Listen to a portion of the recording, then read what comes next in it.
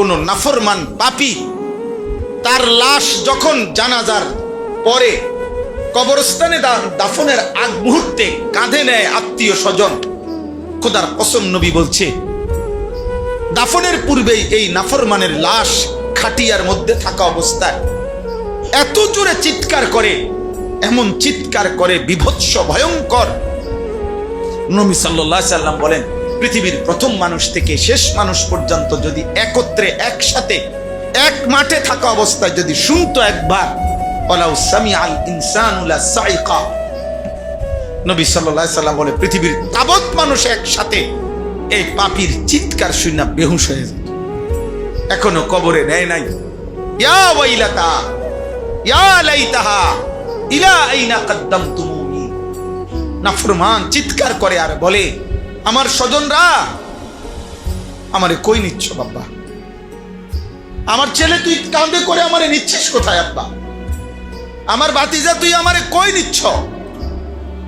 আমার ছোট ভাই আমারে কাঁধে করে তুমি কই নিচ্ছ? কেন নিচ্ছ খবর? আমার তো মাইরে লাইব ওই কবরে নিলে,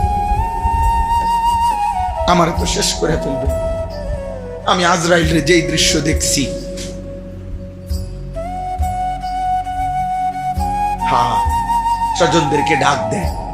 আল্লাহ নবী সাল্লাল্লাহু আলাইহি সাল্লাম বলেন, কায়নাতের জিন আর মানুষ ছাড়া আল্লাহর বাকি মাখলুক সেই চিৎকার শুনতে পায়, কিন্তু আল্লাহ তাআলা তার দয়া করে জিন আর মানুষকে শুনতে দেয় না, আল্লাহর ইচ্ছা। হ্যাঁ, আল্লাহ শুনতে দেয় না। যদি শুনতো তো সব বেহুশ হয়ে যেত। ওই হাদিসের ব্যাখ্যায় আমরা পড়ছি, তাহলে আর কোনো মানুষ কোনোদিন কারো লাশ দাফন করতো না, কাঁধে নিত না। কেমনে নিমু? আমি যদি আলগি দিলে চিৎকার মারি,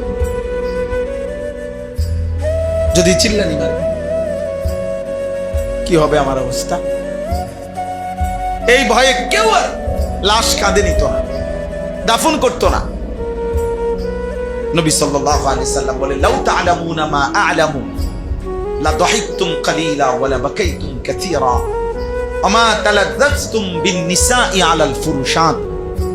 আমার উম্মত, আমি কবরে যে আযাব দেখছি রে, জাহান্নামের যে আযাব আমি দেখেছি উম্মত, যদি আমি যা দেখছি জানছি, তোমরা যদি তার সামান্য পরিমাণ জানতে, আর কোনোদিন হাসতে না, আর কোনোদিন চোখের কান্না বন্ধ হইতো না, আর কোনোদিন স্ত্রীর সাথে স্বামী স্ত্রীর মেলামেশা করতে না,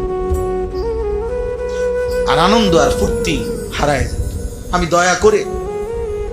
আমি দয়া করে তোমার ঘরের পাশের কবরস্থানে আযাবের পর আযাব চলতেছে, কিন্তু আমি আড়াল করে রাখছি বান্দা, নয়তো তুমি দুনিয়ায় টিকতা না। তাই তো দুনিয়ার এই উল্লাস, এই আনন্দ, এই ফুর্তি, রং তামাশার এই দুনিয়া একদিনও টিকতে।